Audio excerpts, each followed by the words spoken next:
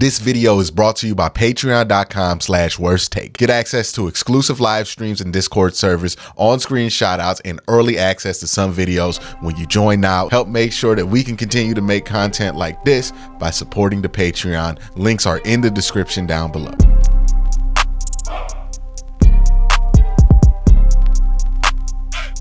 It's Thanksgiving, and some of you guys might be ready to eat your Thanksgiving dinner as you watch this video, or as you wait for your Thanksgiving dinner. You're gonna watch this video. Hopefully somebody watches. I know it's Thanksgiving, but what I wanted to do today was something a little bit different, a little bit fun, and I want to see and go through the Browns roster and try to make a Thanksgiving dinner plate. So what I'm going to do is compare each player on this team to Thanksgiving, or at least my Thanksgiving staples on the dinner plate. So we got cranberry sauce, canned, of course. We got stuffing. We got turkey, we got ham, we got cornbread, collard greens, the little pieces of bacon in the greens, gravy, potatoes, and yams. So who are the players? Why do I say that they're these parts of this plate for the Cleveland Browns, as we try to have some fun here as we all wait to eat? Because I know how I feel, man. I feel like that hour between two, well, that hour, it was 2 hours between 2 and 4. Feel like they take forever.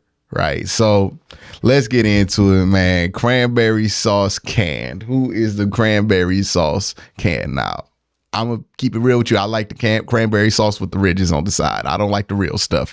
I like the stuff in the can, the ocean spray, the stuff with the ridges. The cheaper, the better, usually. But I think the Browns players that fit this mold is Jerome Ford and Kareem Hunt, right? The real stuff, I mean, like, obviously there'll be people who prefer the real stuff, the Nick Chubb of it all, right?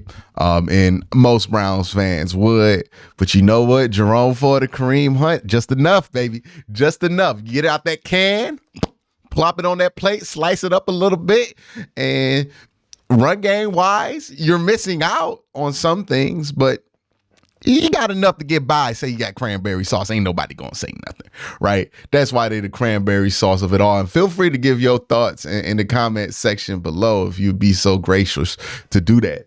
The stuffing. These are my guys on the defense who I like to call great associates to crime, like, or great accessories to crime. Like, they ain't ever holding a gun. They're never committing the murder or committing the armed robbery. But what they are doing is getting the car ready, right? What they are doing is giving you the accessories you need to pull off such a heist. And those guys, to me, are AWOC and Taki first and foremost. So I would say that they the stuffing. They are the thing that you just got to have on the plate to put it all together. Some people like to dip they stuffing in stuff. Some people like to use they stuffing as a dipping sauce. Some people like to just eat the stuffing itself. Some people like a whole plate of stuffing. But you know what? You need it at the end of the day. You might call it dressing. You might call it stuffing. Whatever you call it integral. Integral. That's not a way to pronounce that. It is a integral part of that dinner plate for Thanksgiving. And AWOC, Taki, you know, they not flashy. Nobody wants to get a plate full of stuffing, but you need to have a little bit of it on there. All right, the turkey, the centerpiece of this team. There's no doubt who the turkey of this plate is. It's Myles Garrett. Myles Garrett's a turkey. He's a centerpiece. He's what you put everything around and build everything around. And once you do, you're going to get yourself a nice little spread on Thanksgiving. But make no ifs, ands, buts about it. The same way that the turkey is the face of Thanksgiving, it's the same way that Myles Garrett is the face of the franchise. Myles is that guy. Let's go to ham. Now, ham slept on, right? Now, turkey's great. Ham's a little slept on. Now, some people only use ham for Christmas. Some people have ham on Thanksgiving. Look, man, I like the ham on Thanksgiving.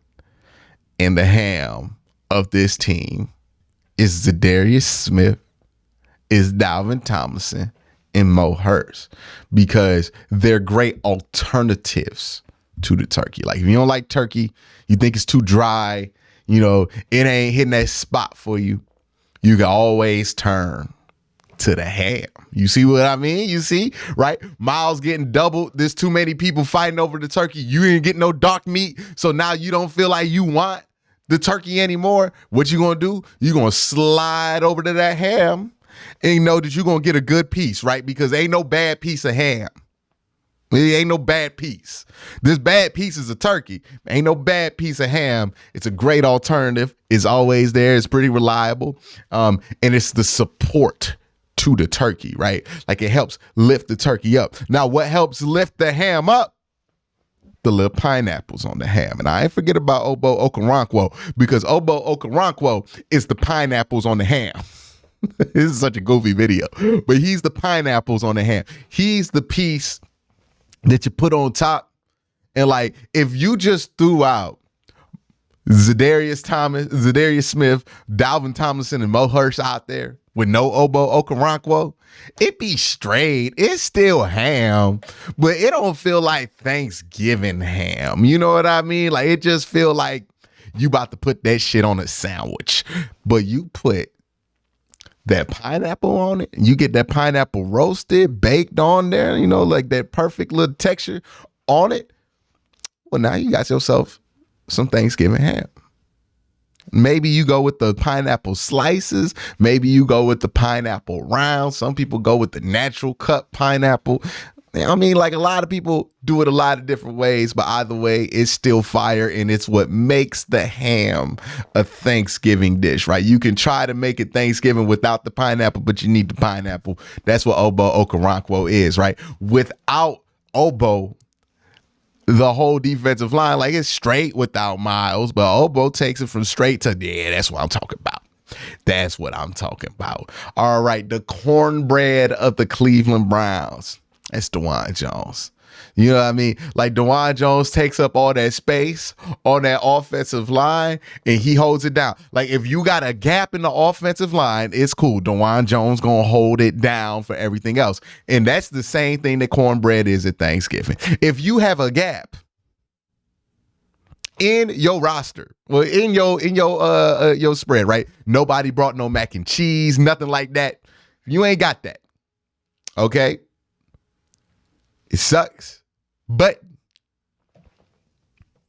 you got cornbread. You're going to be full, right? The cornbread going to make sure that you're full at the end of the day. And DeJuan Jones made sure that offensive line stays full at the end of the day. All right, we got collard greens.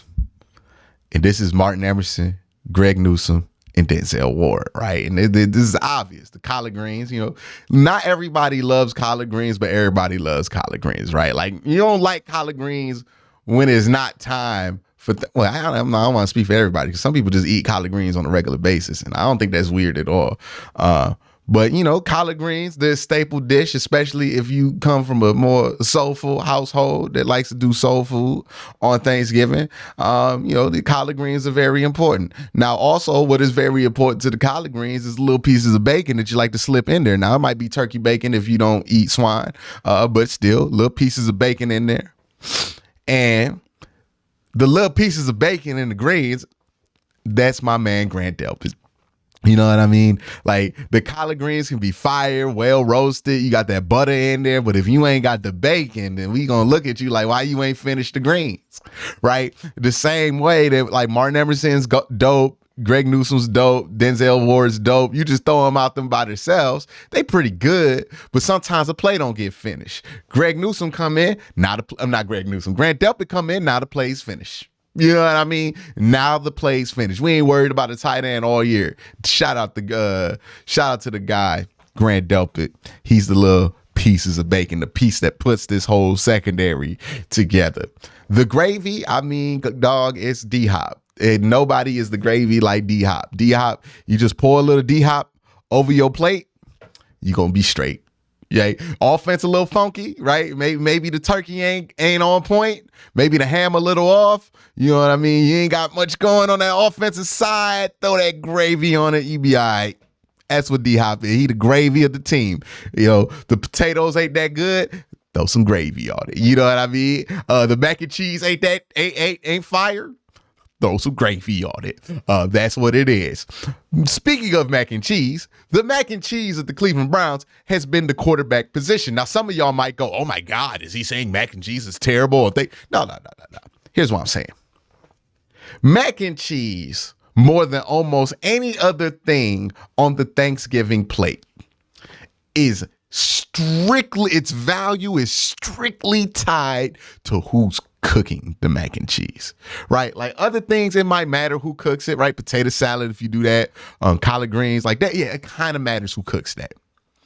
But at the end of the day, those are tried and true formulas that you don't really change, that you know what you're doing. You cook them all the time. Like that's in there.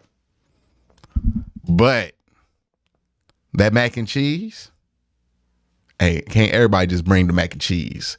You can't be a rookie on your first Thanksgiving and just throw out some mac and cheese. You can't do that. You gotta, it matters who makes the mac and cheese. You might be able to get away with some stovetop stuffing. Let me tell you what you're never gonna get away with at a real Thanksgiving. Stovetop mac and cheese. We not doing that bullshit. We might as well not have mac and cheese. You gonna give me stovetop mac and cheese. And that's why the Browns quarterback position has been mac and cheese, because what you get out that position varies greatly on whoever's cooking that mac and cheese.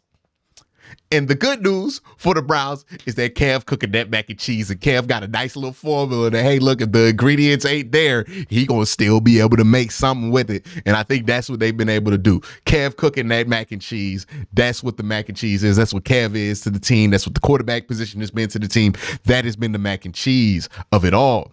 Now, the potatoes of it all, whether it be mash, slice, dice, whatever, however you like to have your potatoes on Thanksgiving, that's cool.